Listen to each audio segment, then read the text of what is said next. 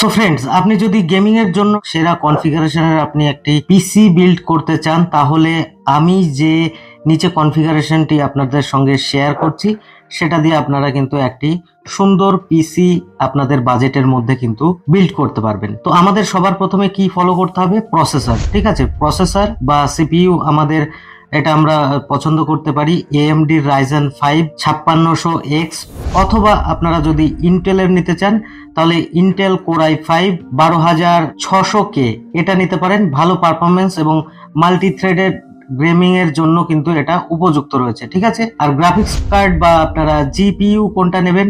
NVIDIA GeForce RTX 3060 Ti, অথবা আপনারা AMD Radeon RX 6700 XT এটি কিন্তু নিতে পারেন। এটা হাই রেজুলেশনের যে কোনো গেমস খেলার জন্য ফিউচার প্রুফ কিন্তু অপশন রয়েছে। এবার আমরা চলে আসব র্যামে। আপনারা চাইলে কিন্তু 16GB DDR4 র্যাম নিতে পারেন। 3200 mHz মেগাহার্টজের কিন্তু র্যামটা অবশ্যই লাগাবেন, এবং আপনারা চাইলে কিন্তু 16GB করে দুটো স্টিক লাগাতে পারেন। ঠিক আছে, অধিকাংশ গেমিং এর জন্য কিন্তু 16GB যে র্যাম রয়েছে সেটাতেই সাফিসিয়েন্ট হয়ে যায়, কিন্তু তার সঙ্গে যদি আপনারা একটু এডিটিং করতে চান তাহলে আপনারা 16GB দুটি স্টিক লাগিয়ে নেবেন, ভালো কিন্তু পারফরমেন্স আপনারা পাবেন। এইবার আসা যাক মাদারবোর্ডের জন্য। ঠিক আছে, তো মাদারবোর্ড আমাদের ব্যবহার করতে হবে B550 AMD অথবা Z690 ইন্টেলের চিপসেটের মাদারবোর্ড কিন্তু আপনারা ভবিষ্যতে আপগ্রেডের জন্য উপযুক্ত, এটা একটা মাথায় রাখতে হবে।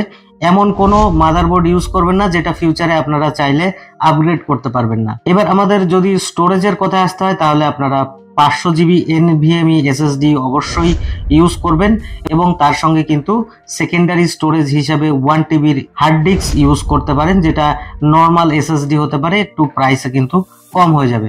এবার পাওয়ার সাপ্লাই কিন্তু খুব গুরুত্বপূর্ণ ভূমিকা পালন করে গেমিং এর জন্য।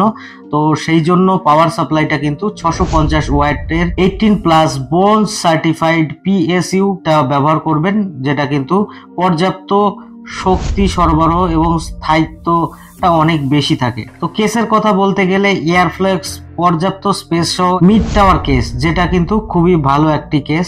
এবার কুলিং সিস্টেমের জন্য যদি বলা যায় তাহলে আমরা কিন্তু CPU কুলার হিসাবে আমরা কুলার মাস্টার হাইপার 212 এটাকে আমরা পছন্দ করতে পারি। প্রয়োজন হলে কিন্তু আপনারা অতিরিক্ত ফ্যান ব্যবহার করতে পারেন কুলিং এর জন্য। তো এই কনফিগারেশনে যদি আপনারা হাই রেজলিউশন এবং সেটিংসে গেম খেলতে চান তাহলে কিন্তু অবশ্যই গেম খেলতে পারবেন, এবং সাথে যদি আপনারা এডিটিংটাকে চালিয়ে যেতে চান অবশ্যই পারবেন। সো ভিডিওটা যদি ভালো লাগে ভিডিওটিকে লাইক করবেন, আর চ্যানেলে নতুন হলে চ্যানেলটিকে সাবস্ক্রাইব করবেন। ভালো থাকবেন, সুস্থ থাকবেন, দেখা হবে পরের ভিডিওতে। ধন্যবাদ।